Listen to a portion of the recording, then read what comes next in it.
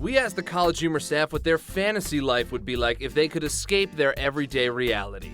This is what they said. My perfect fantasy world, I guess I'm envisioning it to be sort of like a parallel universe. I have two dads, and one is Gordon Bombay from the Mighty Ducks, and one is Coach Taylor from Friday Night Lights, and they just like always tell me that I'm doing a good job, just like all the time. My fantasy world, everything would be made of ice cream. So Ice Cream Planet would be kind of like Alaska. Instead of everything being covered in snow, it would be ice cream, and instead of igloos, it would be ice cream igloos. If you get tired of where you live, you just eat your house, build a new house, eat that, eat your neighbor's house. Ice cream people are pretty short depending on what race they are, and there is racism in ice cream world, which is very sad. They're trying to get past that, but they're not there yet. Like, I don't think I could have a fantasy world that didn't incorporate Muppets somehow. I don't know where they'd fit in, but maybe like they could be part of the Bollywood dance crew that follows you around in this world. My perfect fantasy world would be the real world, the regular world, except I have dragons. And only I have dragons. I figure I have like 2 or 3. Like, you don't want to go crazy. And I work like a really boring regular office job, but I show up, and instead of driving like a minivan or whatever, I fly in on my dragon, and everyone wonders why I don't just like take over the world with my dragon, but I just make like small talk about the weather and stuff and just ignore the fact that I have a dragon. For me, my perfect fantasy world would be living in the universe of the film Last Action Hero, where I have a golden movie ticket that lets me go into movies. Because then I have access to all sorts of fantasy worlds. I don't have to commit to just one.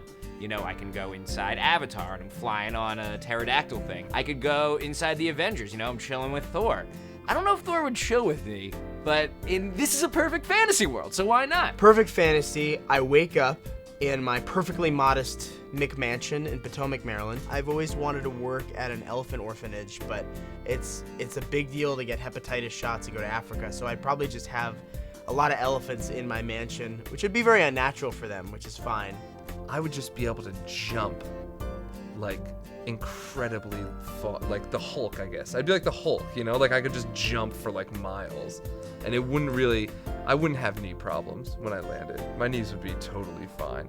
I'd love to live in a world that's like the future, but like people in the 1890s thought the future was gonna be. Very sleek, everything's electric, no steam. Basically, like, if you went to the World's Fair in like 1920, it's that world, I think, that I live in, with moon babes. I can't be clear enough about that. They're basically super hot girls, but they have 2 little antennas like this. Like, I always thought it'd be really cool to wake up in like a world where like Paul Reiser and Billy Crystal have switched places. And so like I wouldn't notice for a couple days, just be walking around like my normal life. No, I think I'll go to Blockbuster, get a movie. Wait a second, who's this in City Slickers 2? Paul Reiser, something is different here. Go home, watch Nick at Night. Well, what's Billy Crystal doing and Mad About You? I like freak out, run through the streets, go like, don't you guys notice the difference here? I'd be like, no, buddy, you're crazy. Everybody knows Paul Reiser's the guy who does blackface on the Oscars. That's his thing, that's his shtick. Oh, and also I'd have skim pockets, so I have a place to put my keys when I'm naked, so.